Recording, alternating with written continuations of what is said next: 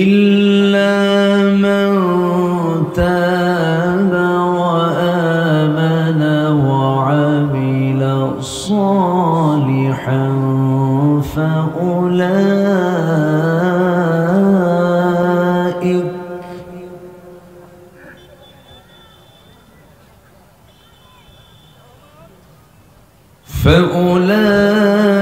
فأولئك يبدل الله سيئاتهم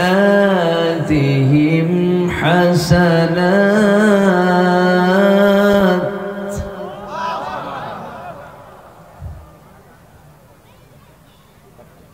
وكان الله غفورا رحيما.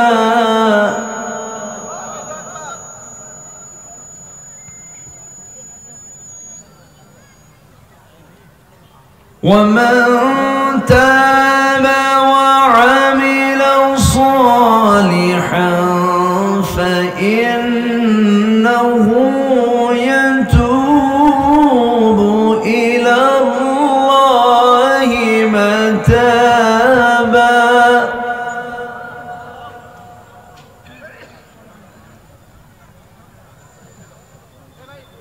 والذين لا يشهدون الزور وإذا مروا باللغو مروا كراما.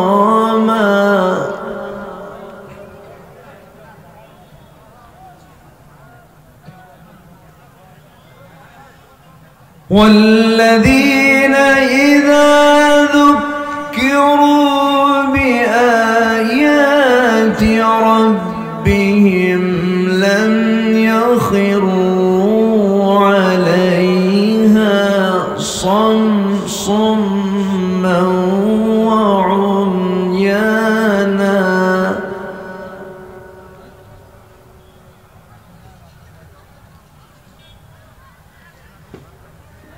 والذين يقولون ربنا هب لنا من أزواجنا وذرياتنا قرة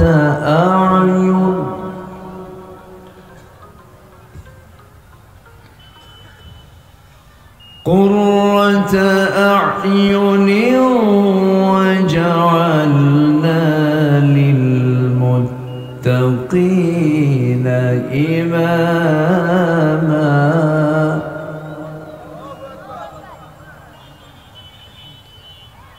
الله أكبر. بسم الله الرحمن الرحيم.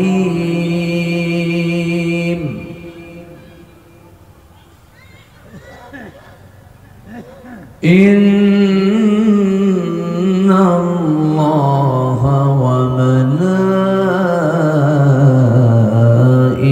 وملائكته يصلون على النبي يا أيها الذين آمنوا صلوا عليه وسلموا تسليما. اللهم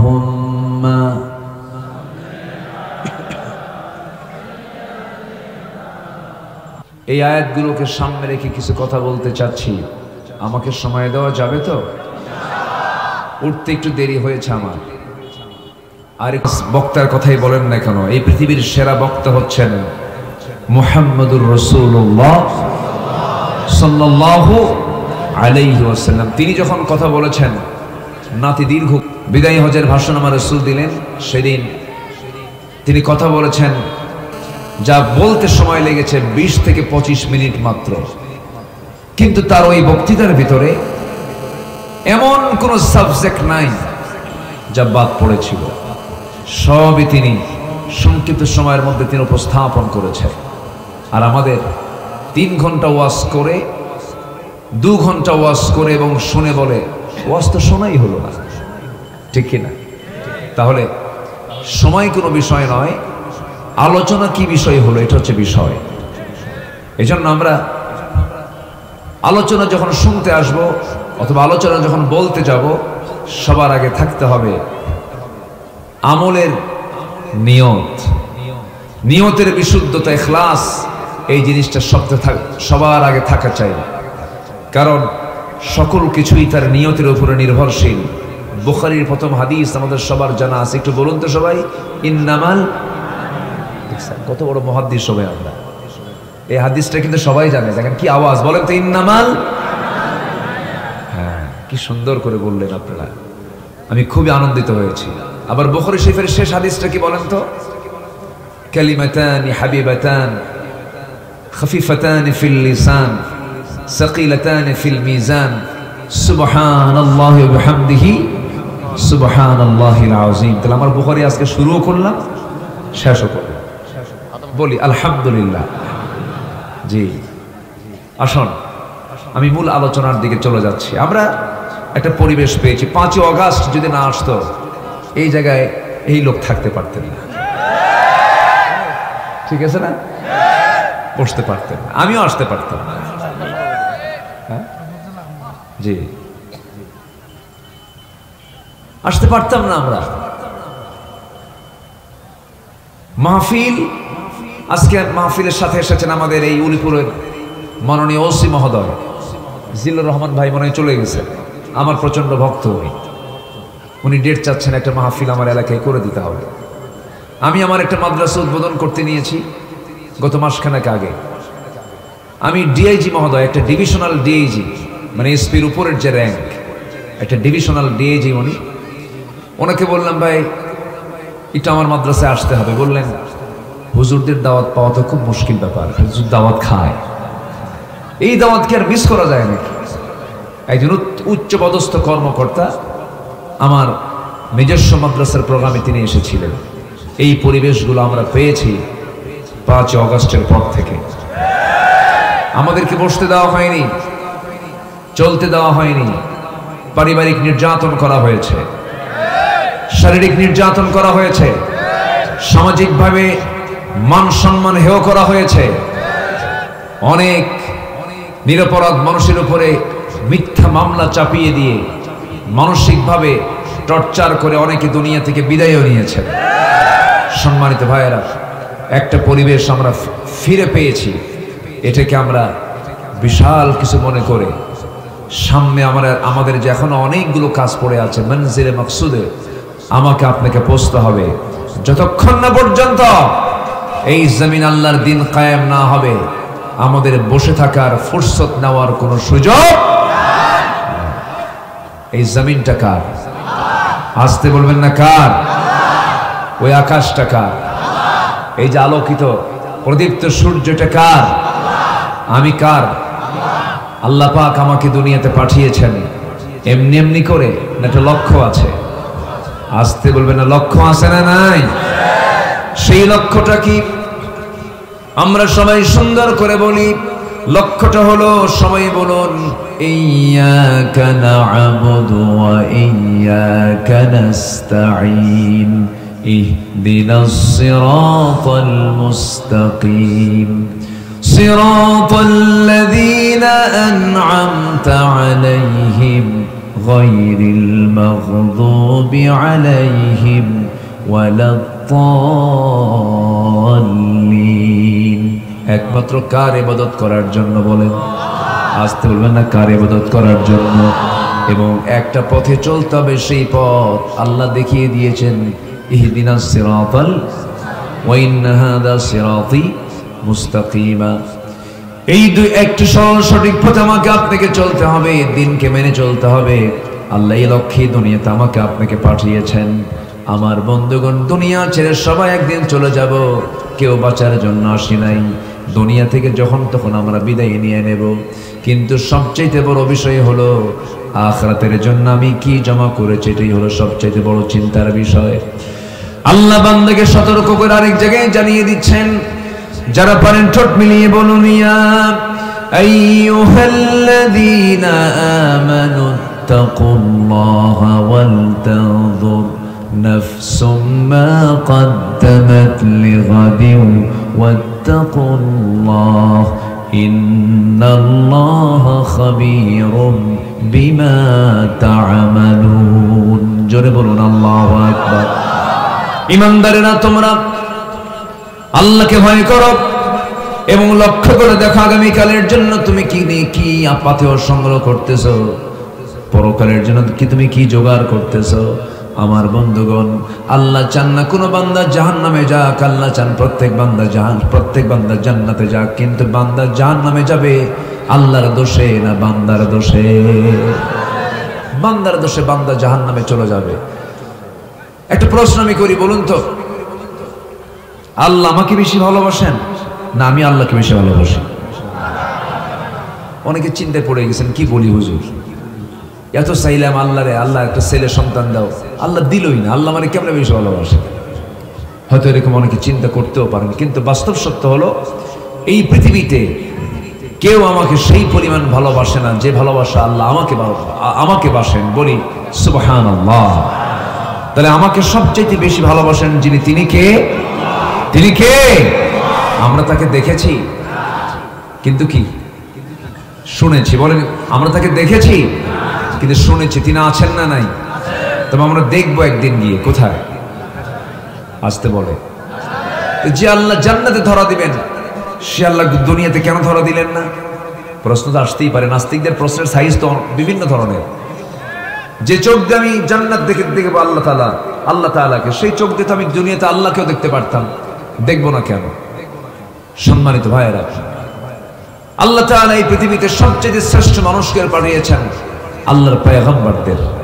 এর মধ্যে একজন পয়গম্বর ছিলেন, তিনি হচ্ছেন তোতলা নবী, রাগী নবী, মুহাজির নবী এবং খুব দাপুটে নেতা ছিলেন।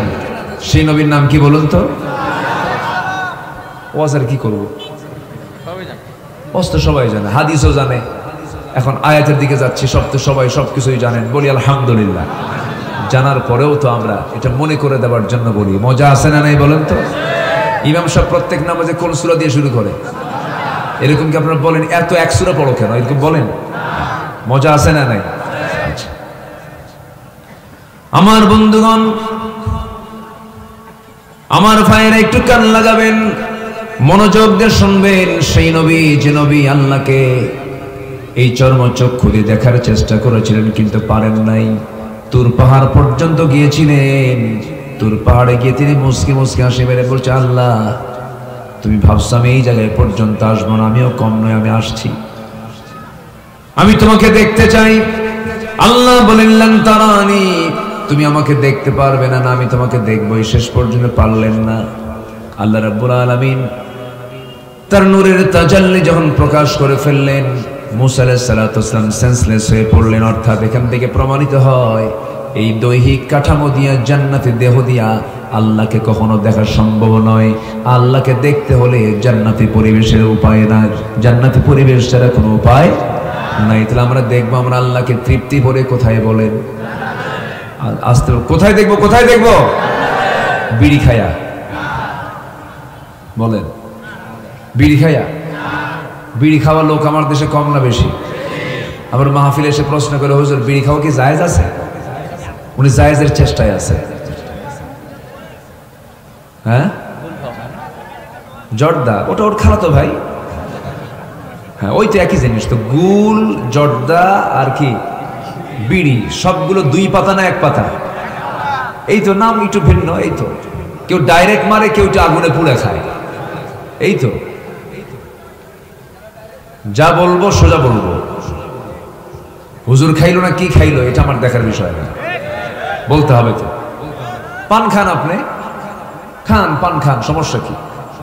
পান পাতা তো রস স্টমাকের জন্য ভালো, কিন্তু সেই পানের সাথে আবার হাকিমপুরি রহমতুল্লাহ আলাইহি খান। কি প্রশ্ন তো এই জায়গায়। জানেন অপচয়টা কি জিনিস? অপচয় কার ভাই? অপচয় কি বলেন? অপচয়কারী কার ভাই? বলেন তো বিড়ি খাওয়া কি মৃত ব্যয়? এটা কি জরুরি ব্যয়? বলেন তো, বলেন জরুরি ব্যয় মনে হয় এটা? তাহলে কি এটা? কি বলেন, বলেন কি এটা? অপচয়। দেশ স্বাধীনতার পর থেকে নিয়ে আজ পর্যন্ত যতজন অর্থমন্ত্রী বাজেট পাশ করেছেন, প্রত্যেকটা বাজেটে বিড়ির দাম বাড়ছে, বাড়ছে। কিন্তু যারা বিড়ি খাইছে, যারা বিড়ি খায়, তারা কয় প্রয়োজনে বাড়ি পিছে খাবো পারা। কি মুশকিল! এটা কম বাজেট নয়, কিন্তু শত শত কোটি টাকা মানুষ উড়ায় দেয়, উড়ায় দেয়। ধোঁয়া কি করে? ধোঁয়া কি হয়?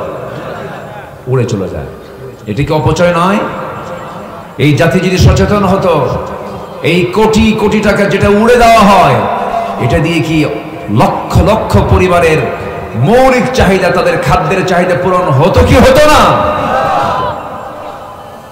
কি টানা টানে, এক টানে ধোঁয়া 3 তলায় পাঠায়। কি যে মজা পায় আল্লাহ জানে।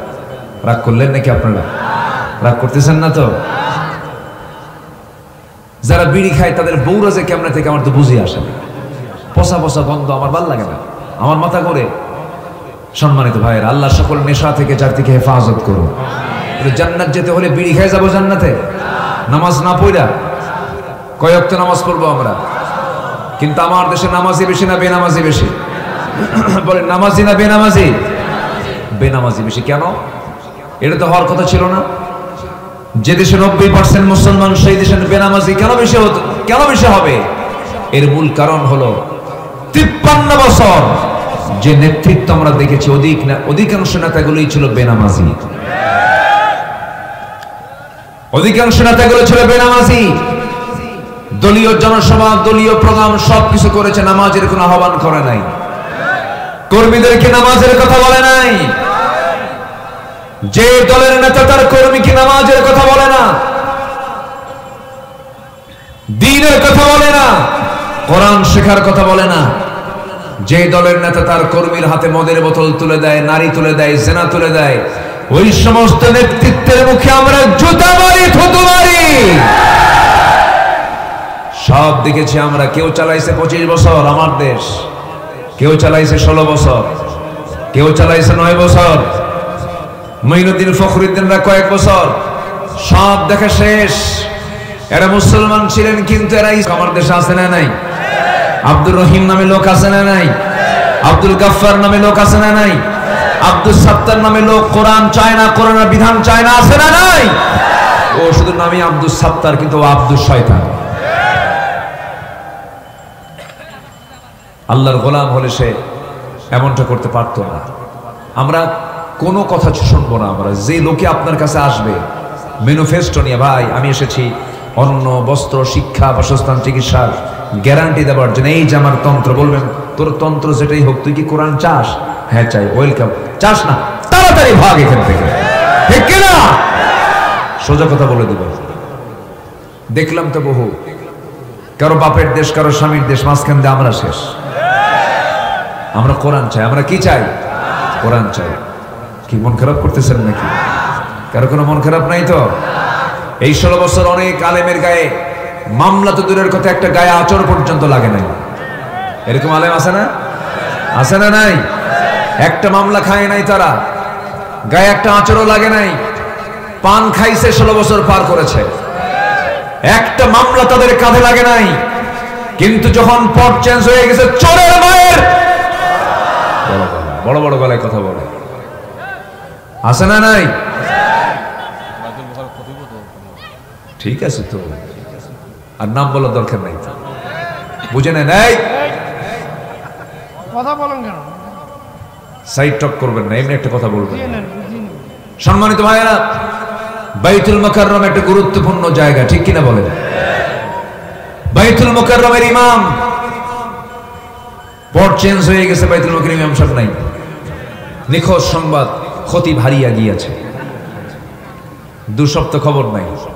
2 সপ্তাহ পর মসজিদে আসছেন, নামাজ পড়াবেন। জনগণ জুতা মারল। কি মারল? জুতা মারার পর আর পারে নাই। বিকেলবেলা সাংবাদিক সম্মেলন করে কয়, আল্লাহর মেহেরবানিতে আমি হেফাজতে আছি, একটা জুতার বাড়ি আমার গায়ে লাগে নাই। কি কথা কি বুঝতেছেন আপনারা? কথা কি বোঝা যায়? সম্মানিত বন্ধুগণ, জিল্লতি আসতে শুরু হলে থামবে না, ঠিক কিনা? থামবে না। এই জন্য জালিমদের কখনো পক্ষ অবলম্বন করা যাবে না। যেদিকে বৃষ্টি সেই দিকে ছাতা নেওয়া যাবে না। আমাকে অনেকে বলে, হুজুর হক দল কোনটা? আমি বলি, মাছ তো ঠিকই ছিল, কোনটা পচার কোনটা টাটকা। দুনিয়ার সব তরিতরকারি বাজার করতে পারো, সব কিছু করতে পারো, তুমি টাটকা হক দল তুমি চিনো না। না, ও শুধু প্রশ্ন করে শোনে, হুজুর কোন গ্রুপের? বুঝলেন? ও ঠিকই কি ইসলামী দল করে না, কিন্তু ও আরেকটা দল করে, কিন্তু প্রশ্ন করে, হুজুর আপনি কোন গ্রুপ? অর্থাৎ কোন দলটা শ্রেষ্ঠ দল আপনার কাছে মনে হয়? কোনটা হক দল সাধারণ মানুষ না জানলেও বাতিল কিন্তু ঠিকই হককে চিনতে পারে। তো সবচেয়ে বেশি চিনে কারা? বাতিলরা। চিনছিল 5 আগস্টের 5-6 দিন আগে। এদেশে কত ইসলামী দল, একটা দল নিষিদ্ধ হয়নি। হয়েছে? নিষিদ্ধ হয়েছে। এবং এদেশে কোন নন ইসলামী দলও নিষিদ্ধ হয়নি। শুধু একটা দলকে তারা নিষিদ্ধ করতে চেয়েছিল। তারা ভেবেছিল আমরা এটাকে নিষিদ্ধ করতে পারলে সফল হয়ে যাব, কিন্তু ওরা ভাবে নাই ইসলাম কারো বাবার নয়, ইসলাম হচ্ছে আল্লাহ। ইসলামকে নিষিদ্ধ করতে গিয়ে ওরা নিষিদ্ধ হয়ে গেছে। অঙ্ক বুঝে নেন, অঙ্ক একেবারে ভেঙে দিতে হয় না, অঙ্ক বুঝে নিতে হয়। ক্লিয়ার? আসতে বলে ক্লিয়ার। এতগুলো জীবন দিল, আল্লামা সাইদির মতো মানুষকে তারা কেমনে দুনিয়া থেকে বিদায় করে দিল। ইচ্ছা করলে উনি বলতে পারতেন, আমি দল ছেড়ে দিলাম, আমার ছেড়ে দাও। ছেড়ে দাও। ওনাকে প্রস্তাব দেওয়া হয়েছিল, আপনি দল ছেড়ে দেন, আপনি রাজকীয় পরিবেশে থাকবেন, আপনাকে মুক্ত করে দেওয়া হবে। তিনি বলেছেন, সারেন্ডার করব আরশ আজিম আল্লাহ তাআলার কাছে। আরশ আজিমের অধিপতি কার কাছে? আল্লাহর কাছে। দুনিয়া থেকে বিদায় নিয়েছেন, বাতিলদের সামনে তিনি মাথা নত করেন না। কিন্তু মাথা নত করার মতো বহু লোক আমার দেশে আছে না নাই? আচ্ছা, এগুলো বুঝে নিতে হবে। আমার দিকে তাকান। আল্লাহ তাআলা বলছেন, বান্দা আমি তোমার গুনাহগুলোকে সওয়াব দিয়ে পরিবর্তন করে দেব। এত বিশাল একটা অফার, সুবহানাল্লাহ। এত আস্তে বললেন। আল্লাহ কি বলতেছেন? তুমি যা গুনাহ করেছো, সমস্ত গুনাহ আমি আল্লাহ সাইয়্যাতকে হাসানাত দিয়ে সওয়াব দিয়ে পাল্টায় দেব। কিছু কাজ করে আসো, সেই কাজগুলোকে আমরা শিখে যাব। আসতে বলে শিখে যাব, জোরে বলি ইনশাআল্লাহ। আমার কাছে কুড়িগ্রামটা খুব ভালো লাগে, কিন্তু আসতে পারি না। এটা পকেট জেলা তো, শেষ মাথা, রাস্তা ফুরায় না। এই যে আমার ফারুকি ভাই কখন থেকে ফোন দেওয়া শুরু করছে। ইনিও আমার ভাই, ওনার শ্বশুর আমার ভাই, বুঝলেন? ইন্নামাল মুমিনুনা ইখওয়া। যখন ওনার শ্বশুরকে যখন ডাক দিই, ভাই কেমন আছেন? ভালো। এদিকে কই, ভাই কেমন আছেন? ভালো। খুব ভালো, সুন্দর কথা বলছিলেন। অনেক লম্বা দূরের পথ, কিন্তু এই এলাকায় ঢুকলে মনে হয় এই এলাকার মানুষগুলো কত সুন্দর সাদামাঠা মানুষ, অল্পতেই তৃপ্তি। বলি আলহামদুলিল্লাহ। কোনো হাই খাই নাই, কোনো টেনশন নাই, খুব সুন্দর নিরিবিলি পরিচ্ছন্ন জীবন। আল্লাহ কবুল করুন, জোরে বলি আমিন। দুই একটা আবু জেহেল তো থাকবেই, এটা না থাকলে কি আর খেলা জমে? ওই যে কইছে, কয়ে গেছে একজন খেলা হবে, ও যে কই যে থাকলো আল্লাহ জানে। তৃতীয় আসমান না চতুর্থ আসমান না আন্ডারগ্রাউন্ডে কই যে গেছে আল্লাহ জানে। রাগ করতেছেন আপনারা? রাগ করতেছেন? আমাদেরকে কথা বলতে দেওয়া হয়নি তো, আমরা তো কিছুই বলি নাই।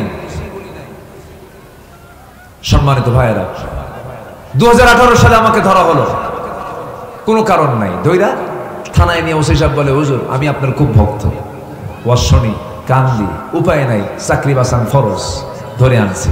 জেলে যান, নির্বাচন পরই বের হয়ে আসবে। তো বললাম, আপনি কেন আমাকে ধরলেন? কি হুজুর চাকরি থাকবে না আমার? চাকরি বাঁচান তো ফরজ আমার। আমি বললাম, ইমান বাঁচান নফল। ইমান বাঁচান নফল নাকি? ইমান বাঁচানো ফরজ। ঢুকলাম জেলখানায়, এক মুরব্বী আমারে দেখে লম্বা একখান সালাম দিয়ে বলে, হুজুর আপনি জেলখানায় ঢুকছেন, খুব খুশি হয়েছি। তো বললাম, খুশি হলেন কেন? বলতেছে, খুশি হব না, আপনার ওয়াজ শুনতে যাই, কত দূরে বসে থাকি, মন এত চায় কাছে যাব, মুসাফা করব, কোলাকুলি করব, পারি না। আপনি এত কাছে ধরা পড়ছেন, এর থেকে আনন্দের দিন থাকতে পারে নাকি? থাকে নাকি? দেন তাও কয় ঠিক। এরপরে বললাম, চাচা আপনার বয়স 85 বছর, এই 85 বছর বয়সে আপনি কেন জেলখানা না দিবদি থুইয়া কেন এখানে কেন? বলে যে আমারে মামলা দিছে কি, আমি নাকি বোমা হামলা করছি, বোমা হামলা। বলতেছে বলো তো বাবাজি, এই বুড়া বয়সে আমার এই ভাঙ্গা হাত নিয়ে আমি যদি বোমা মারতে যাই, বোমা কি জায়গা মতো পড়বে না আমার মাথার উপরে পড়বে? এইরকম করে নিরপরাধ মানুষদের উপরে যে অত্যাচারগুলো চালানো হয়েছে, তার ফলাফল হলো আজকের এই ফলাফল। আজকের ফলাফল একটাই, তাদের রোগ ছিল ক্ষমতা ছাড়া যাবে না। তাদের রোগ কয়টা ছিল বলেন? কি ছাড়া যাবে না? কিন্তু ক্ষমতার মালিক কে? ক্ষমতার মালিক কে? ফেরনের রোগ ছিল কয়টা? ফেরনের রোগ ছিল কয়টা? কি ছাড়া যাবে না? তাহলে মিল আছে না নাই? ফেরন পৃথিবীতে বেঁচে ছিল 1600 বছর, এরা ছিল 16 বছর। দেখেন সংখ্যার মিল আছে না নাই? সংখ্যারও মিল আছে, মানে ছোট ভাই বড় ভাই, বোঝায় বোন ভাই, ওই তো সব একটু কইছে আপনার, উনি আবার লোকমা দিয়ে ঠিক করে দিবে, যাক সমস্যা নাই। আচ্ছা, তাহলে আল্লাহ পাক কি ওয়াদা করলেন? বান্দা তোমার আমি গুনাহগুলোকে সওয়াব দিয়ে পাল্টায় দেব। জোরে বলে সুবহানাল্লাহ। সে কাজগুলোকে আমরা করতে রাজি আছি। আল্লাহ রাব্বুল আলামিন সূরাতুল ফুরকানের মধ্যে বলছেন, সূরাতুল ফুরকানের ৭০ নম্বর আয়াতে বলছেন, ইল্লা মান তাবা ওয়া আমানা ওয়া আমিলা সালিহান ফাউলাইকা ইউবাদদিলুল্লাহু সাইয়্যাতিহিম হাসানাত ওয়া কানাল্লাহু গফুরুর রহিমা। জোরে বলুন আল্লাহু আকবার। আল্লাহ বলছেন, বান্দা তবে শোনো, তুমি যদি তওবা করতে পারো, নাম্বার 2 ঈমান আনতে পারো, ওয়া আমিলা সালিহান এবং নেক আমল করতে পারো। 3টা কাজ। এখানে কয়টা কাজ বলেন? সূরা ফুরকান আয়াত নাম্বার ৭০ থেকে আমি তেলাওয়াত দিয়ে শুরু করেছি। 3টা কাজ যদি করতে পারো, 1 নম্বরে তওবা করতে পারো, নাম্বার 2 যদি ভালো করে ঈমান আনতে পারো, নেক আমল যদি করতে পারো, আমি আল্লাহ নিজে ওয়াদা করছি তোমার গুনাহগুলোকে আমি আল্লাহ পাল্টায় দিয়া সওয়াব বানাইয়া দেব। তওবা করব আমরা কার কাছে? ওই যে 2 জন উঠতেছে, যাচ্ছে, এই কি যায় কেন? বসেন, আমি কি আলোচনা চালাবো? এই যে হাজার হাজার মানুষের মাঝ থেকে আপনি একা উঠে যান। যদি আপনি উঠে যান কোনো কারণে, কোনো সমস্যা নাই, খুব যদি জরুরি থাকে, ইমার্জেন্সি, ভিন্ন কথা। কিন্তু আপনি উঠলেন, বসলেন, গেলেন, ভাল লাগলো না, আমি মনে করি এটা কোরআনের সঙ্গে সুস্পষ্ট একটি আদবের খেলাফ কাজ। কেউ নড়বে না। ওই যে যেরকম একটা ভাই উঠলেন, বাচ্চা একটা কোলে আছে, ছোট্ট বাচ্চা, আমি কিছু বলবো না, সমস্যা নাই, কিন্তু বিনা ওজরে বিনা কারণে মাহফিলে ওঠা বসা করে, এটা সুস্পষ্ট একটা মানে আদবের খেলাফ কাজ এটা। কারণ এটা শুধু জনসভা নয়, এটা একটা ইবাদতের জায়গায় রূপ নিয়েছে। এখন বলি আলহামদুলিল্লাহ। বসুন, যে যেখানে আছেন বসুন। আমরা তওবা করতে রাজি আছি? আস্তে তওবা করতে রাজি আছি? তওবা করব কার কাছে? আস্তে বলুন, তওবা করব কার কাছে? আমার নবী কি তওবা করেছেন? আস্তে কয়, আমার নবী কি তওবা করেছেন? কেন? তার তো কোনো গুনাহ ছিল না। তার কোনো গুনাহ ছিল? এরপরে তিনি কি করেছেন? ওয়াস্তাগফিরহু ইন্নাহু কানা তাওয়াবা।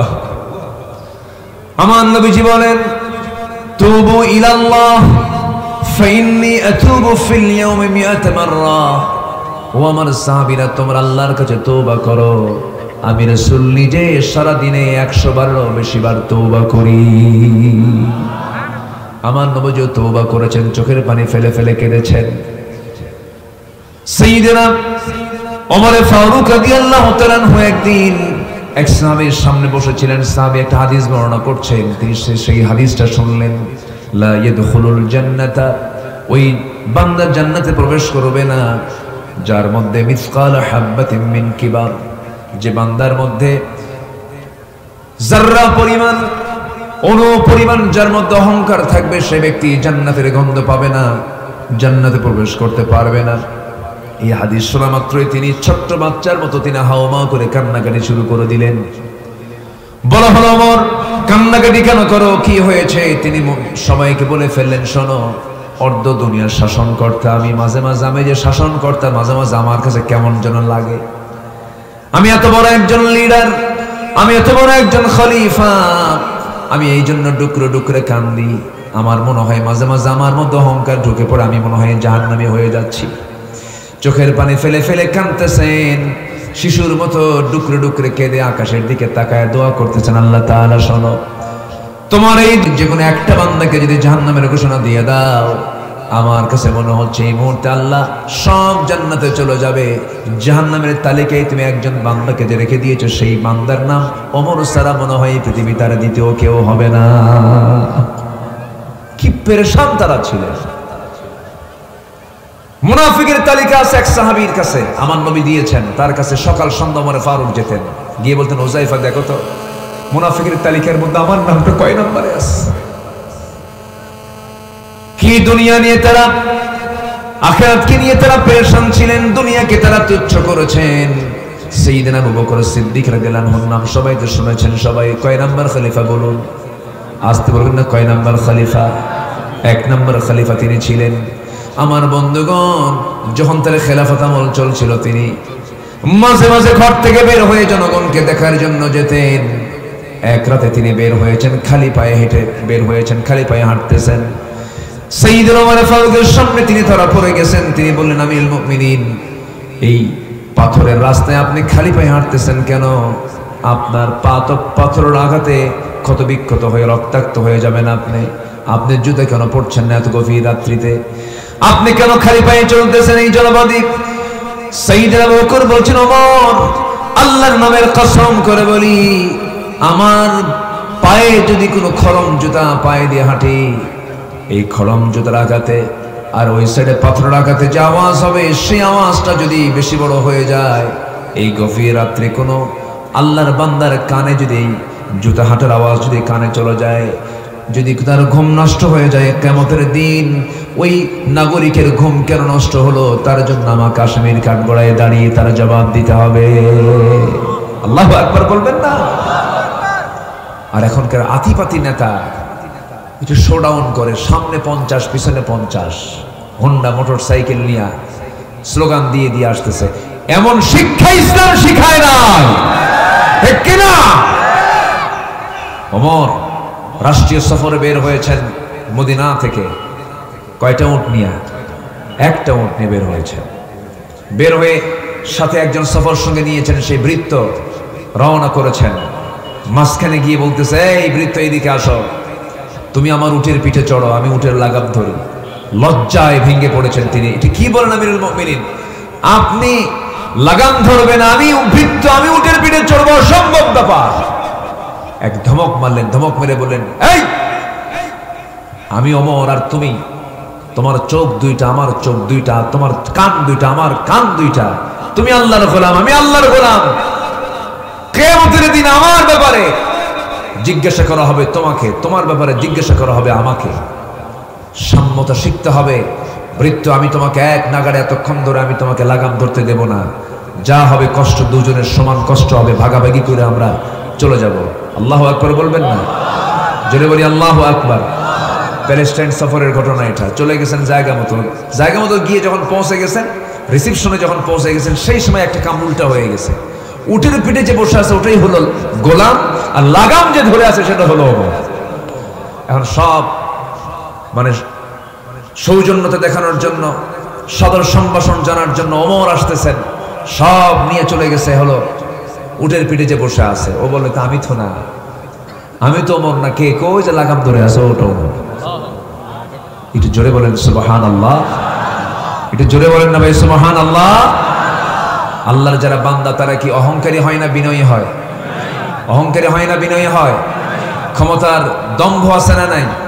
ক্ষমতার অহংকার আছে না নাই? টাকার অহংকার আছে না নাই? চেহারার অহংকার আছে না নাই? যেই অহংকারী হবে সে কোথায় যাবে? জাহান্নামে। আর বিনয়ী বান্দারা কোথায় যাবে? জান্নাতে। আল্লাহ রাব্বুল আলামিন বলেন وعباد الرحمن الذين يمشون على الأرض هونا وإذا خاطبهم الجاهلون قالوا سلاما والذين يبيتون لربهم سجدا وقياما والذين يقولون ربنا اصرف عنا عذاب جهنم إن عذابها كان غراما إنها ساءت مستقرا ومقاما جربون الله أكبر বিনয়ী বান্দা কারা জমিনে যারা অহংকার প্রদর্শন না করে বিনয়ী হয়ে যারা চলে অত্যন্ত ভদ্রচিত হয়ে যারা চলে তারাই হলো আল্লাহর বিনয়ী বান্দা জাহিলদের সঙ্গে তর্ক বিতর্ক না করে এটাই হলো আল্লাহর বিনয়ী বান্দা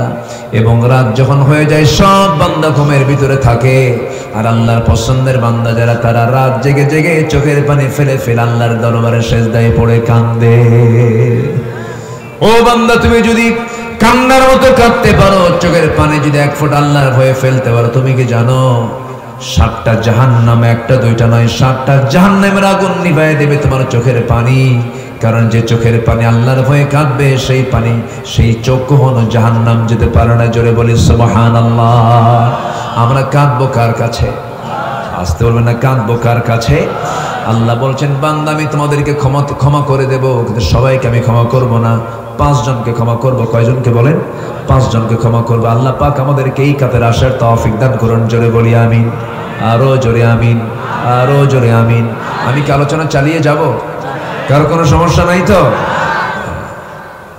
সাইয়েদনা আবু বকরের নাম সবাই শুনেছেন না আখিরাত কেন্দ্রিক কি চিন্তা তাদের ছিল কি ঈমান তাদের ছিল উনি খলিফা প্রধান ছিলেন আবার তিনি দোকানদারও ছিলেন খেলাফতের দায়িত্ব পালন করে নির্দিষ্ট সময় এসে তিনি তার দোকানে বসতেন ব্যবসা করতেন এটা হলো পরিবার চালানোর জন্য কি চালানোর জন্য বলেন পরিবার চালানোর জন্য বসে আছেন এক কাস্টমার এসে বলতেছে খলিফা আবু বকর আমার এই কাপড়টা কয়েক মাস আগে আমি কিনেছিলাম তোমার কাছ থেকে কিন্তু কাপড়টা আমার পছন্দ হয় না কাপড়টা তুমি ফেরত নিয়ে নাও সাইয়েদনা ওমর ফারুক কিচ্ছু বললেন না ফেরত নিয়ে নিলেন কাপড়টা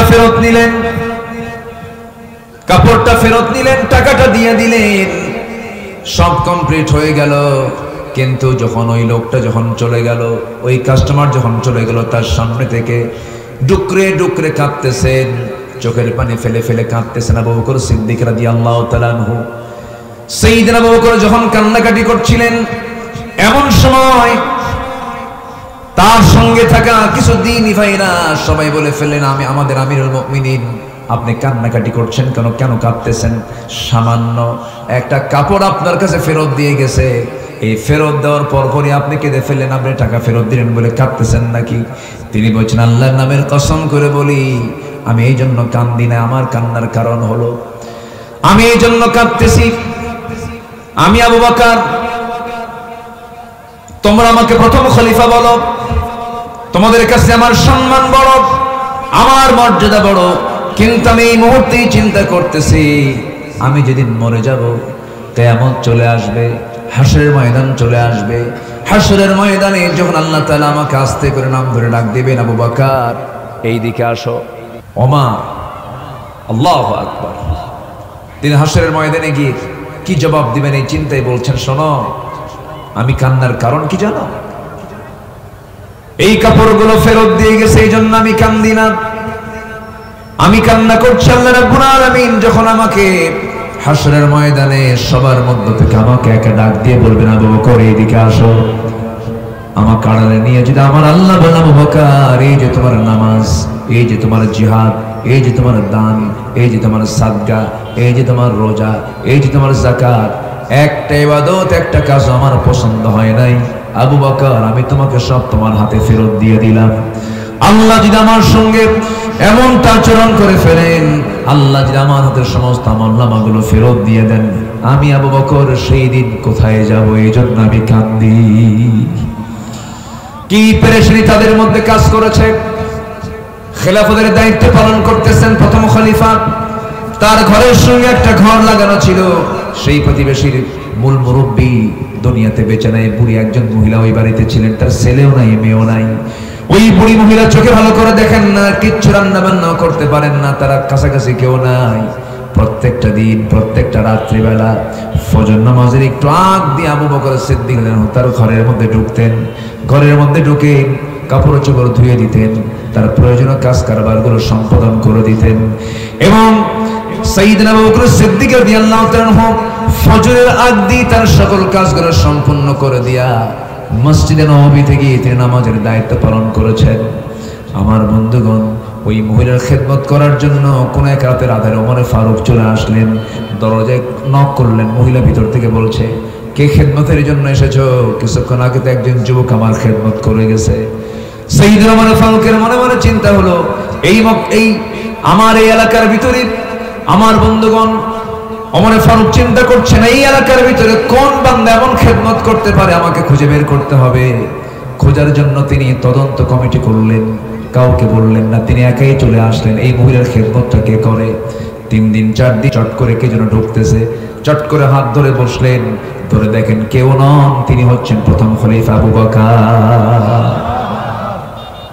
ধরে খেতে ফেললেন, বললেন, ইয়া আমিরুল মুমিনিন, সব কাজকে আপনি একাই করবেন নাকি? আমাদের কি করার সুযোগ দিবেন না? সঙ্গে সঙ্গে সাইয়েদনা আবু বকর বলছেন, ওমর, আমার খেদমত আমাকে করতে দাও, আমার প্রতিবেশীর হক আমাকে আদায় করতে দাও, কারণ কিয়ামতের দিন তোমার আমলনামা আমার পিঠে আসবে না, আমার আমলনামা তোমার পিঠে যাবে না। সারাটা জীবন তিনি খেদমত করে চলে গেছেন। যেদিন আবু বকর সিদ্দিক রাদিয়াল্লাহু মারা গেছেন, তার পরের দিন থেকে ওই মহিলার দায়িত্ব পালন করেছেন ওমর ফারুক রাদিয়াল্লাহু তাআলা আনহু। ওমর ফারুক তার ঘরে আসলেন একদিন। প্রথম দিন যেদিন খেদমতের জন্য তিনি ভিতরে ঢুকেছেন, সব কিছু পরিষ্কার পরিচ্ছন্ন করে দিয়েছেন, খাবারগুলো জোগাড় করে দিয়েছেন। ওই মহিলা খাবার খেতে বসে তিনি জানতেন না আবু বকর মারা গেছেন, বুড়ি মানুষ, চোখে কম দেখতেন। যখন তিনি খেতে বসেছেন, খাওয়ার সময় তার সামনে যখন খেজুরগুলো দেওয়া হয়েছে, একটা খেজুর মুখে দিয়ে দেখেন কামড় মারতে নিয়া খেজুরের বিচিটা তার মুখের মধ্যে লেগে গেছে। তিনি আস্তে করে খেজুরটা মুখ থেকে বের করে বিচিটা ফেলে দিয়া বলে ফেললেন, বুঝতে পেরেছি আমার আসল খাদেম আর দুনিয়াতে নাই, খাদেম চেঞ্জ হয়ে গেছে। আল্লাহু আকবার বলবেন না? আমার খাদেম কি হয়ে গেছে? চেঞ্জ হয়ে গেছে। মানে সাইয়েদনা আবু বকর যে সেবাটা দিতেন, খেজুর যখন তার হাতে ধুয়ে দিতেন, খেজুরের বিচি পর্যন্ত সরায় দিয়ে তার মুখে তুলে দিতেন। এটাই হলো তাকওয়া, এটাই হলো পরকালের চিন্তা, এটাই হলো আখিরাতের চিন্তা, এটাই হলো ফিরে আসা। ইল্লা মান তাবা, যারা ফিরে আসে। আল্লাহু আকবার। কার পথে? আসতে বলবেন না, কার পথে? আল্লাহর পথে আমরা ফিরে আসবো। জোরে বলি ইনশাআল্লাহ। আমার ঈমান আনবো, জোরে বলি ইনশাআল্লাহ।